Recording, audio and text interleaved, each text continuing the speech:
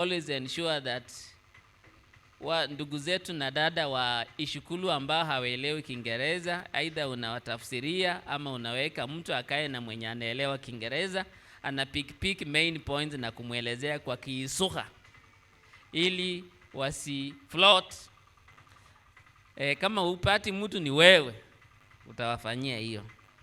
So theologians or people who do research in the Bible for a long time agreed that when God began to create, he started by a big bang. So that when scientists say that there was a big bang, it was true, only that scientists don't see the hand of God behind it. Theologians have been saying when God wanted to create, he began by making the universe to explode. Boom! Boom! Okay? A big bang.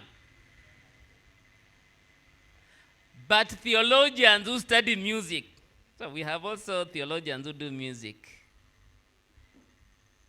and I'm getting convinced there was no big bang. God created musically. God created musically. Scientists, I know we have scientists here, I've read in a commentary that says that the first form of energy to exist was sound. I don't know, you do physics, but you left physics and went for mathematics, that the first form of energy was sound. And when the Bible says God said, God spoke, it's very interesting. Sound is a very interesting thing. We shall talk more in the afternoon. When God spoke, whatever he was creating started coming into being musically. Musically. I want to give some evidence too. One, I watched, when I was in Segero, I used to watch a channel that talks about science.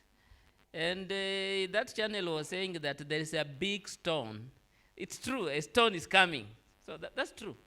The stone is coming, a very big one, moving at high speed, coming towards this earth.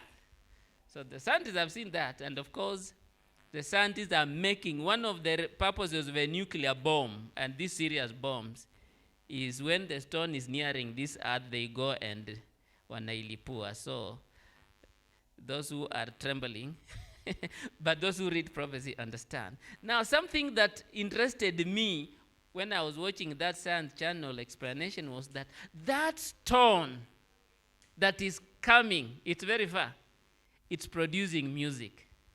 That's what they said. It's coming, but it's producing music.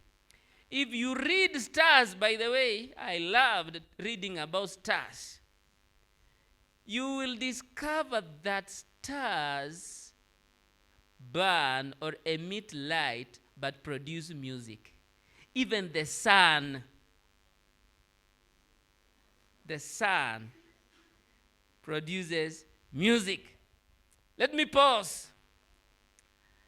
Ellen, I intended that I'll mention you when I begin, but I had forgotten. So please, I want you to forgive me. Can you stand?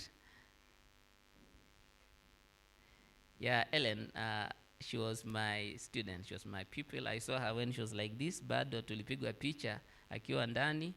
Richard hata hakuwa amemuona ndipo akamuoa. So I'm proud of you. You are a very good friend, also of my wife. And your mother is my grandmother. So she's my aunt. Ebu wave namna hivi. Asante. I taught her child. So all the two children, I taught them. And I was telling them that I cannot teach your mother and I teach you. I must stop teaching. So that's the goodness of teachers. Teachers, you will see, if you are still young, you will teach with the children you are teaching. You will sit with them in the staff room, and some of them, the ones you are teaching, some of them will become your boss. So be very careful with the children you teach. If you are a teacher, James says, not all of you should admire to be teachers because you'll receive a big judgment. I unpause. In nature,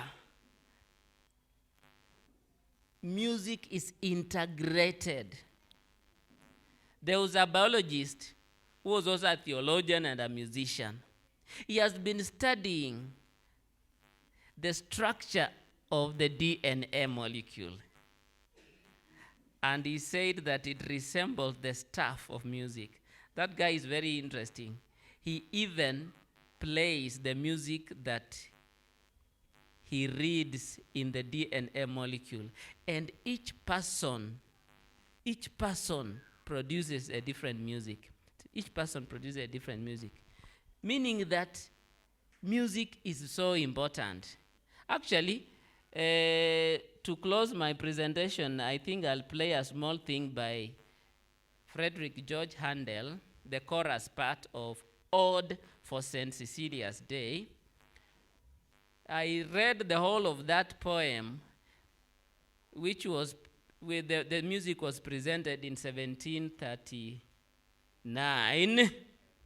And of course, the Messiah was presented in 1742. So that was composed before the Messiah song. That poet said that God, in creating, integrated music. And then Ellen White, when she comes on the stage, she also writes that God integrated music in creation. Maybe Ellen White read that poem. Ellen White also read so many other books and so many other works, and people have now agreed that some of the things she wrote were extracted from some books. For example, a lot of materials in the Steps to Christ came from the book by Anna Smith, who was a Quaker. So Anna Smith, I've read that book. The title keeps on eluding me. Steps to Christ resembles that book seriously. Anna Smith wrote it in 1888. Ellen White wrote the Steps to Christ in 1892. So she read that. But what I'm saying is that music is integrated in creation. What's music? Music is organized sound that pleases the ear. Music appeals to emotion. I'll probably talk about in the afternoon how music affects you emotionally. But right now I'm just saying music appeals to emotion. Music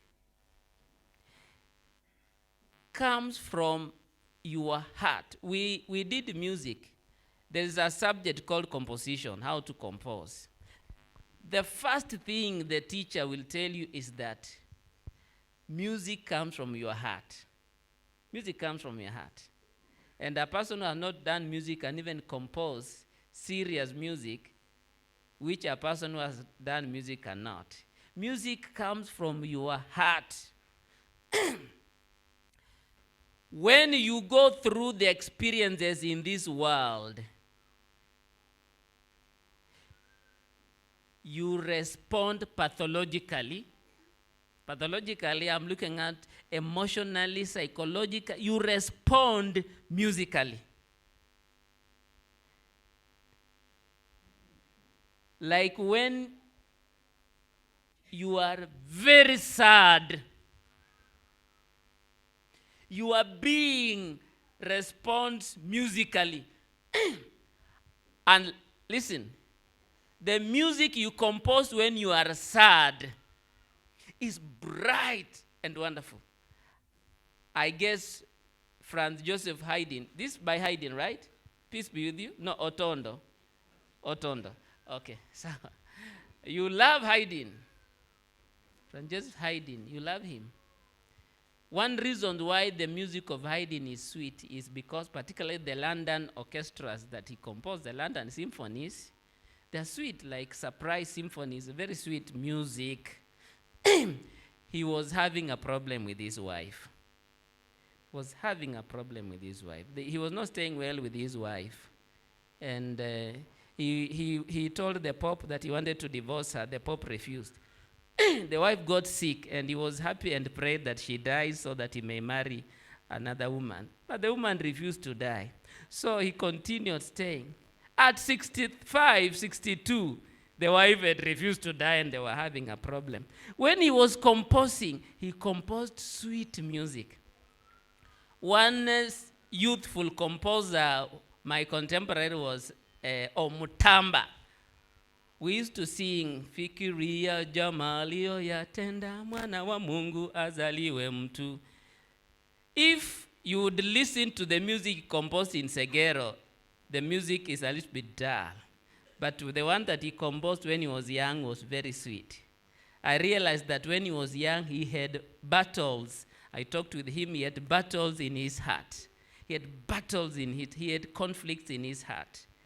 But right now, when he was in Segero, he had settled and happy. Now he composed dull music. What does that mean? Music tells your desire. So that's the thing.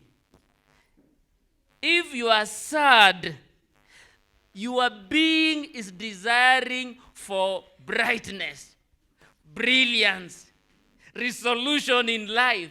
And so it is expressed by producing the music that is relevant to its desire.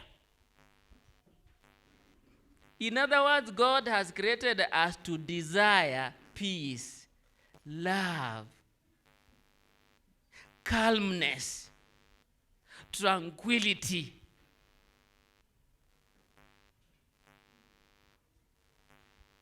And so, now this I'm just expanding. A